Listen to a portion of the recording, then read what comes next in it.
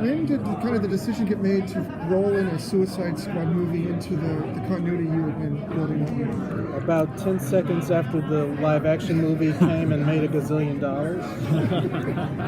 Pretty much.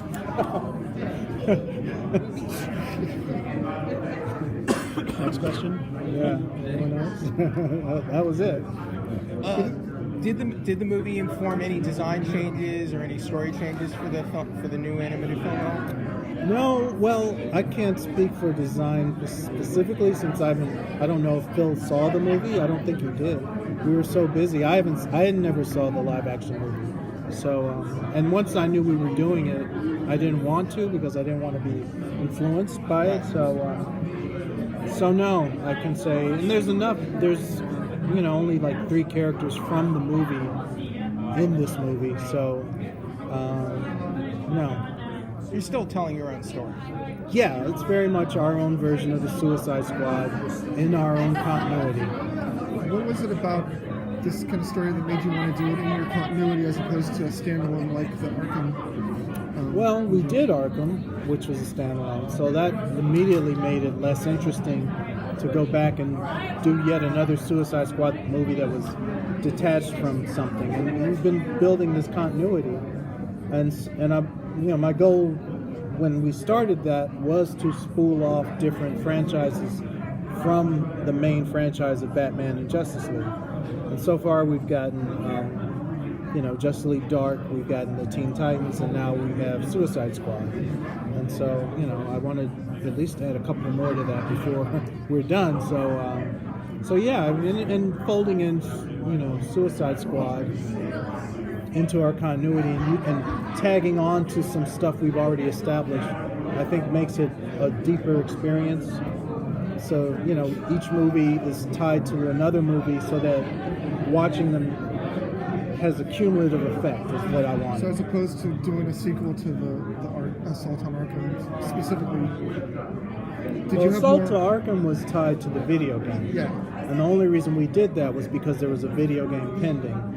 So there was no impetus for us to do, no one was asking for an Arkham 2 because there was no video game coming out to tie to it. And so it was more do whatever you want with it. But I don't think we would have been able to do something directly tied to Arkham because it's all tied up in a video game continuity. So what's kind of the decision-making process for which characters to include? Do you just hold up like note cards to a test audience and then the dollar signs pop out of their brains? Or well, once I knew Alan, pretty much said he wanted to write this, and so he and I kind of, he presented a premise. And then we kind of just started playing around with it. And it's like, oh, you can use this. He'd ask me about certain characters. I said, well, no, that character can't be in this because they're dead. Because, so there was a lot of, it was a lot of negotiating. And there was a few characters in there I like. Or he'd tell me, I need this kind of person for the team. And, I'd say, well, what about so-and-so? And he's like, oh, yeah. And then, so I know he knows a lot about DC characters. I know a lot about DC characters, and it's easier to getting the who's who out. So it was a back and forth with him. Okay, cool. About it. So yeah, there's a few characters, and I wanted to put characters who hadn't been in our continuity. So there's like 3 or 4 characters who will have their debut in this movie. So when you said for as long as you're making the continuity, do you have like a plan of how many you have in mind that you're going to do? Is there an end game in mind? Well, I mean, like anything, everything comes to an end. So I know what I want to achieve. I have no idea when whatever's going to happens. But, everything comes to an end. And then you end up deciding you want to move on. And, like I miss series work. I miss working on an actual series. So I know the next thing I do will be that. So, or, like something that's different that may not be so hard-hitting DC. Something more Brave and the Boldish. Or, there's a lot of stuff I want to do eventually. So.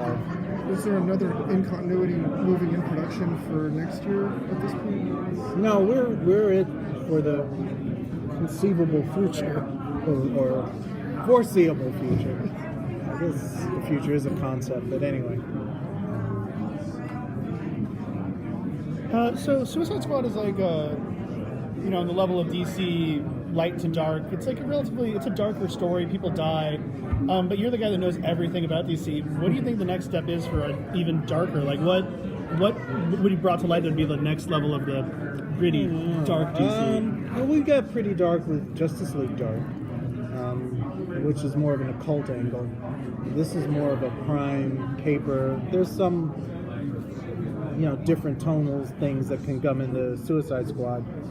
I mean, I think, you can go darker with Batman than we've been going. We kind of take the middle of the road with him. You don't get that dark with him because he's such a popular character. You don't want to isolate, or alienate certain audience members. But there's plenty of room for Batman to go darker. And DC has a lot of dark characters. All the Vertigo stuff can go. There's a lot of room for it. Hopefully we end up doing things with characters like Sandman or, me personally, I would prefer, I like Sandman Mystery Theater, and that was a very dark book. So, Golden Age Sandman would be great. That'd be a fun noirish kind of thing to do. So, with DC characters, unlike Marvel characters, where I think they're pretty much locked into their world views, DC characters are great because they're open for interpretation. You can make a dark Plastic Man story if you wanted to. I don't want to, but you could. So I don't know. There's lots of room for development. James, did Batman and Harley Quinn burn up the photogenic man, or is that a Bruce Timm question? That's a Bruce Timm question. I have no, other than the storyboarding, the song she sang. That's my only connection to that movie. Okay. I had nothing. I cannot, verify anything that was going into the thought process. Okay. Is there something in like another version of these characters, like another TV show or movie that like you're watching and you see and like, oh, I don't like that, I'm gonna do something in mind to respond to it? And conversely, is there anything that you were thinking of doing with a character in yours that you saw in something else and you said, and they beat you to it, and you're like, no, I can't use it? Well, that it's not that I've ever gotten to where, I can't use it, but because of our lead time, there's certain things that, I don't know if it's in the zeitgeist or whatever, where you do something, you come up with it 6 months ago, you storyboard it, it's overseas being animated, and then a movie comes out, a live action movie comes out, and you see the exact same bit in that movie, and you're like, there's no way they knew what we were doing, there's no way I knew what they were doing, and it's just coincidence. I don't know if there's just stuff in the air. And it happens all the time. I can't even think of a specific thing. There was something in Black Panther I noticed that I went, oh wow, we're doing something very similar to that in our upcoming movie, and everyone's going to think we ripped it off. But we, our lead time is anywhere from 8 months to a year. Longer if we finish the movie and then it doesn't come out for a few. Like this movie's been finished probably since November, I guess, but it's only now coming out. So yeah, there's been instances of that. I can't cite any specifics. So in terms it happens all the time. In terms of the in-continuity animation, so this one is independent of Assault on Arkham, right? Because that was connected. Because that was like set in the Arkham video game. Yeah, that was very specific to the Arkham game, and we had very strict parameters about who could be in it, what could happen, who could die, right, and where it fit into their continuity. So. But this one is in continuity with our the other other movies. Okay. So it had other kinds of limitations based on our other movies. So certain characters couldn't be in it because they'd already, like, we couldn't have Mad Hatter in it because his head got blown up in Bad Blood. So so there's things like that where it narrowed it down. He could get better. Well, and there've been like 2 or 3 Mad Hatters, so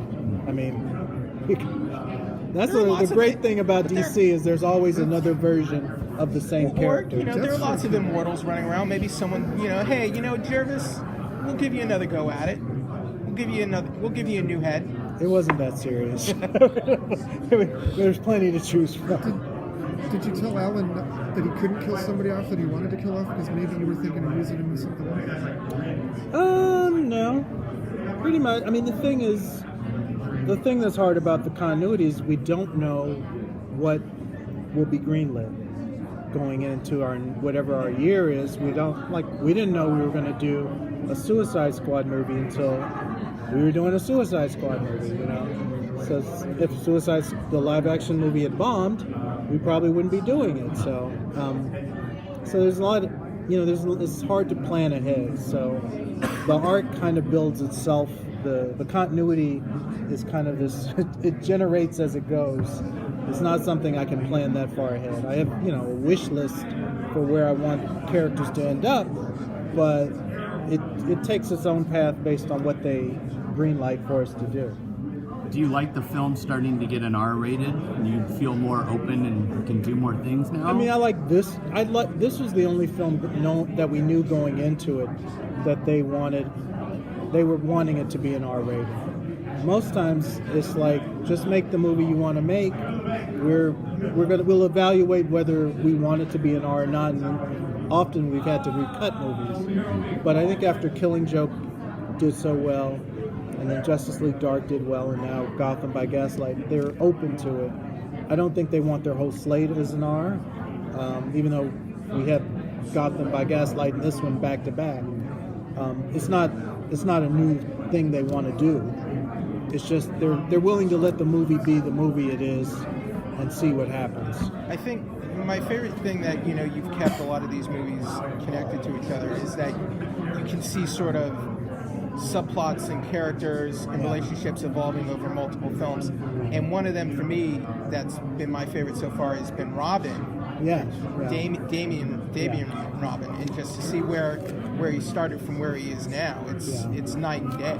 Well, that was the goal with him. I knew everyone was going to hate him because when he was introduced in the comics, they hated him. So the way he's been in the movies has followed almost the same trajectory he did in the comics, where he was first introduced and the Batman readers hated him, and they hated him for a good, I want to say 3 years before they started turning the corner on him and going, oh, okay. And maybe it's because his character started to lighten up a little bit, and the writers were able to make him more likable. And that's what we've been trying to do with the character. It's hard when you only get 1 or 2 movies a year where he can appear. And, it doesn't work in every movie. Titans and Batman, it's a given he's going to be in them, but, we have Superman movies coming up. It's not necessarily in those. So, all right, we're up.